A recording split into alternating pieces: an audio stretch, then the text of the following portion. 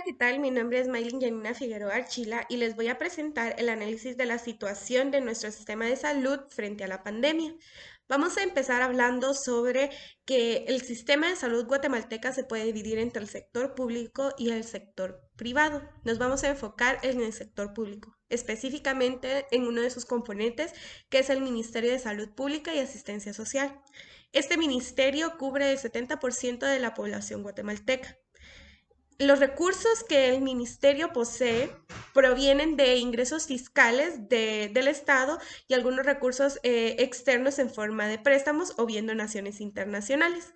Los servicios que el ministerio ofrece afortunadamente llegan a ser gratuitos, sin embargo, no es un secreto que estos pueden llegar a carecer tanto de insumos y de recurso humano.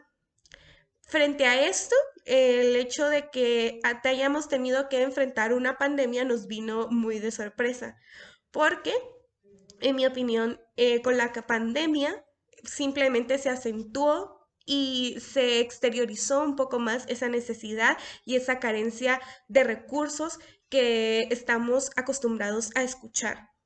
Lamentablemente, la pandemia del COVID-19 puso a nuestros hospitales públicos en una situación en la cual ya no se podía llegar a atender de forma buena o de buena calidad a los pacientes que llegaban infectados de gravedad sobre este COVID-19. No es un secreto que habíamos visto diversos videos en los cuales pacientes necesitados de insumos como lo es oxígeno e incluso camillas no podían llegar a cubrirse toda la cantidad de personas que llegaron a las emergencias de los hospitales. Algo muy importante que debió de enfrentar nuestra situación en esta pandemia es el poder exteriorizar las características de un buen líder. Por esto voy a el papel de líder frente a este tipo de pandemia y específicamente el papel de líder que tuvieron nuestras autoridades. Sabemos que un líder no es aquella persona que tiene el rango más alto en cuanto a la escala de poder, sino que es aquella persona que no solamente tiene los conocimientos, igualmente tiene la capacidad y la habilidad para llegar a usar esos conocimientos y poder tener una meta favorable. Entre esta pandemia vimos diversos tipos de líderes, tanto en hospitales, con médicos capacitados que decidieron llevar su conocimiento y habilidades para poder salvar y ayudar a estas personas infectadas de COVID. Igualmente tenemos enfermeras y todo el recurso humano necesitado en salud.